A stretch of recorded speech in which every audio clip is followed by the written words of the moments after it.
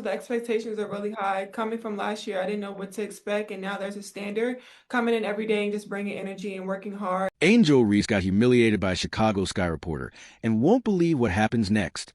The world of women's basketball has always been a stage for fierce competition, bold personalities, and transformative moments that ripple far beyond the court.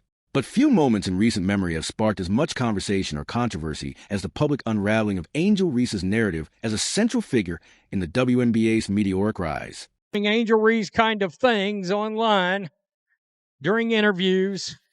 The Chicago Sky star, known for her relentless rebounding and unapologetic bravado, found herself at the center of a storm that exposed the gap between her self-proclaimed impact and the cold, hard reality of the numbers. And just when you thought the drama couldn't escalate further, a seismic shift in her role with the Sky added fuel to an already blazing fire. This is the story of a player caught between her own hype and the undeniable star power of Caitlin Clark, a saga that's as much about basketball as it is about identity, ambition, and the unrelenting scrutiny of the spotlight. Let's rewind to last season when Angel Reese, fresh off a national championship with LSU, stormed into the WNBA with a chip on her shoulder and a narrative to sell. She wasn't just a player, she was a phenomenon, or so she claimed. After LSU's victory over Iowa in the NCAA title game, Reese positioned herself as a co-architect of women's basketball's newfound popularity. She declared that the sport's surge in viewership, sold-out arenas, and celebrity-packed sidelines wasn't the work of just one person, namely Caitlin Clark, but shared triumph with her own star power playing an equal role. It was a bold statement, one that resonated with her fiercely loyal fan base and cemented her as a polarizing figure who thrived in the role of the villain. But here's where things started to get messy. Bold claims require bold evidence, and Reese's assertion was about to collide with reality in a way that would leave her scrambling for answers. Fast forward to Chicago Sky's press conference to kick off the 2025 season, and the air was thick with anticipation. Reese, now a second-year forward, was expected to build on her rookie campaign, where her rebounding prowess had earned her headlines and a legion of supporters. But the mood shifted when a question cut through the room like a knife. Did she still believe that people were watching women's basketball because of her? The question wasn't malicious. It was a direct call back to her own words, a chance to double down or reflect. And what happened next will leave you speechless. Last year, you made a powerful statement saying the reason people are watching women's basketball is not just because of one player, but because of you too. A year later, do you feel like you're Next getting question. Yeah, we'll move on. Thank you. Raised with the weight of her own narrative hanging in the balance, uttered two words that echoed louder than any highlight reel. Next question. The room froze. No defense, no stats, no swagger. Just a swift dodge that spoke volumes about the disconnect between her claims and the truth. This wasn't just a moment of discomfort. It was a crack in the foundation of her carefully crafted image. But hold on, because this is where things take a shocking turn. The numbers, those unforgiving arbiters of reality, tell a story that Reese can't sidestep. Last season, the Chicago Sky home games averaged a modest 8,000 fans per game. Respectable, but hardly the stuff of a cultural phenomenon. Compare that to the Indiana Fever, where Caitlin Clark's presence turned every game into a sold-out spectacle, packing over 17,000 fans into Gainbridge Fieldhouse night after night. And it gets worse. Reese's much-hyped preseason homecoming at LSU, where she should have been greeted as a conquering hero, drew a paltry 6,000 fans to an arena that holds over 13,000.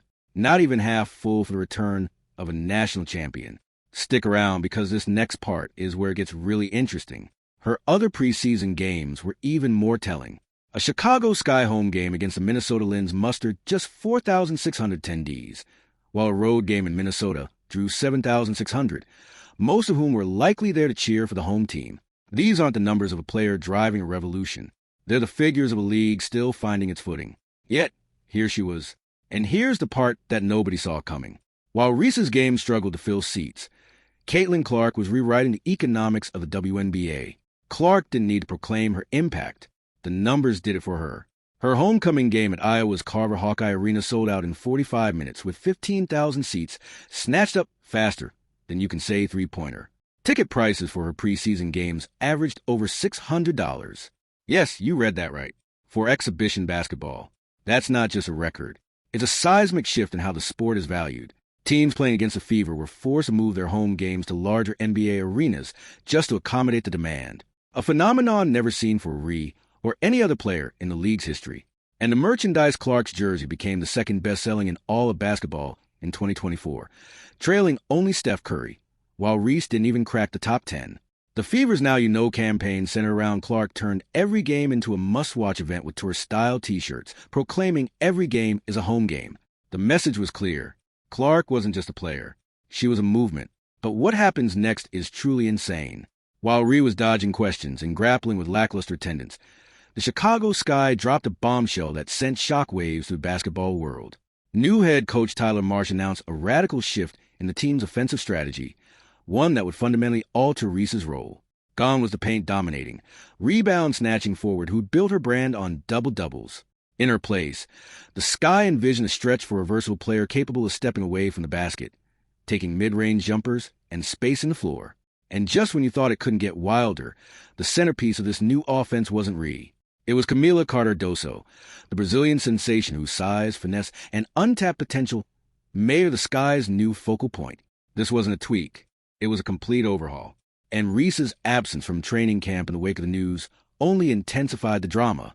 Let's be real, Reese's identity as a player has always been tied to her dominance in the paint. From her LSU days to her rookie season, she snatched rebounds with ferocity that felt personal, racking up double-doubles that fueled her rise to stardom. Her 19-rebound performance against Indiana in her second pro game went viral, cementing her as a force to be reckoned with. But the Sky's new blueprint asked her to abandon the very thing that made her a household name: mid-range jumpers, catch-and-shoot opportunities.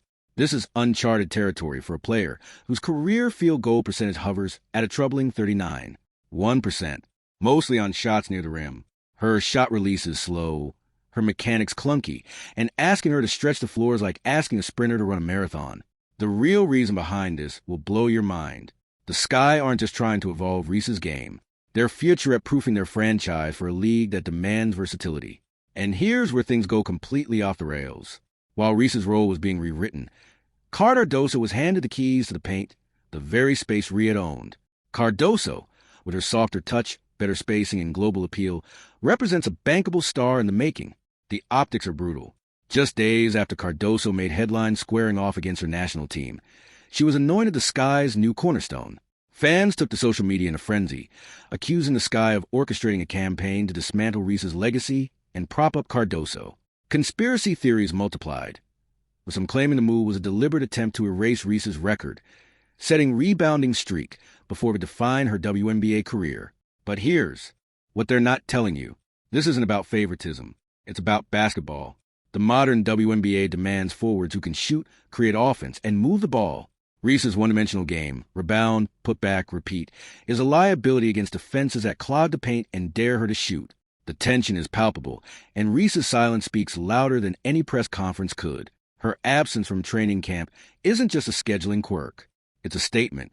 Most elite athletes would see a role change as a challenge, a chance to expand their game and silence doubters. But Reese's reaction suggests she views it as a betrayal, a theft of the identity she's worked so hard to build. And you'll never guess how it ends. The growing chorus of fans calling for her to demand a trade is gaining traction. They don't deserve you. Angel. One user wrote on X, "Get out of Chicago." It's the kind of drama that thrives in the echo chambers of social media where nuance is drowned out by outrage. But let's be brutally honest. Reese's refusal to adapt could define her career more than any stat line ever will. Meanwhile, Caitlin Clark continues to elevate the WNBA without a single word of self-promotion. Her games draw over 1 million viewers consistently.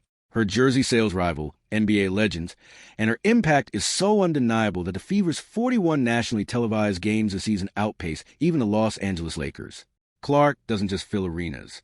She forces a league to rethink its infrastructure with teams upgrading facilities and expanding marketing to capitalize on her star power.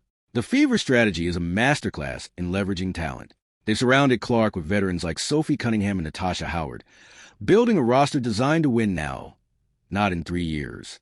Cunningham's comparison of Clark to a young Diana Taurasi, spicier, flashier, and more dangerous, underscores a kind of star power that doesn't need a press conference to prove itself. And that's just scratching the surface. The contrast between the Sky and the Fever is stark. While Indiana has gone Allen on Clark, transforming from a lottery team to must-see TV in a single year, Chicago seems uncertain about Reese's place in their future. Is she the cornerstone, a marketing asset, just another player? The Sky passive approach. No aggressive moves to surround Reese with complementary talent. No clear vision for a role. Stands in sharp contrast to the Fever's calculated gamble. And here's why this matters to you. This isn't just a story about two players. It's a window into how organizations harness star power, how they balance hype with results, and how quickly a narrative can shift when the numbers don't add up. So what's next for Angel Reese?